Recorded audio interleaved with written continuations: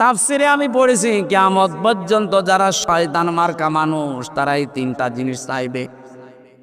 আপনি দেখেন আপনার সাথে আবার মিলে কিনা। এক নম্বরে শয়তান বলেছেন তলাং দিরনি ইলা ইয়াউমি ইউবাসুন, হে আল্লাহ আমাকে তুমি ছাড় দাও, আমি বাঁচতে চাই, কিয়ামত পর্যন্ত আমার হায়াত বাড়িয়ে দাও। আল্লাহ বলেন দিলাম। মুফাসসির লিখেছেন শয়তান মার্কা মানুষগুলো দুনিয়ায় বেশি দিন বেঁচে থাকার আকাঙ্ক্ষা পেশ করে। আর আপনি তাকান তামাম দুনিয়ার অবস্থা এক, শয়তান মার্কা মানুষগুলো বেশি দিন বেঁচে থাকে। এত মানুষ মরে, শয়তানের মরণ নেই, আরো বৃদ্ধি বাড়ে। দুই নম্বরে শয়তান বলেছে আলা ইন্নাকা মিনাল মুনজারিন, আমাকে ছাড় দাও। শুধু তা না, আমি অর্থ চাই, টাকা চাই, সম্পদ চাই, ক্ষমতা চাই।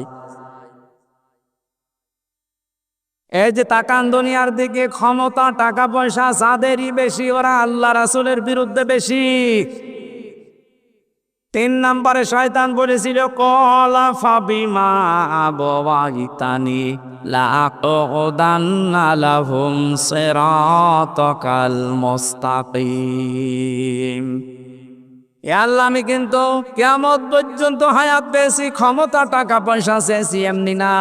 তোমার যে বান্দা বান্দীদের কারণে এই বানানো জান্নাত থেকে আমার বিদায় করে দিলে, যেখানে আমার ঘোষণা দিলে যে আমাকে জাহান্নামে দেবেন, এই জাহান্নামে যাওয়ার জন্য আমি একা না, ভালো ভালো রাস্তার মোড়ে মোড়ে আমি বসে বসে ও পেতে থাকবো তোমার এই বান্দা বান্দীদেরকে আমার সাথে যেন আমি নিয়ে যেতে পারি।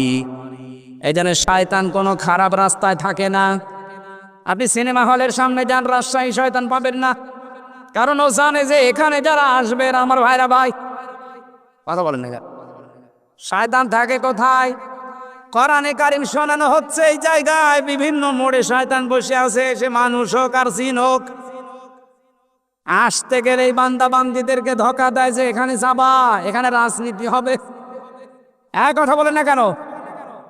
অথবা এমন কোন কাজে আপনাকে জড়িত করে রাখবে, কোরআন যেন আপনার এই কর্ণ করে না যায়। হয় বাদাম খাওয়াবে, নাই গল্প গুজব করাবে, নাই বিভিন্ন উল্টা পাল্টা কাজে লাগাবে। এখানে কি সবাই আল্লাহর কোরআন শোনার জন্য এসেছে? কত মানুষ এসেছে তার বান্ধবের সাথে দেখা করার জন্য। বলেন সুবহানাল্লাহ। এরকম মানুষ দেশে আছে না? এখানেও আছে।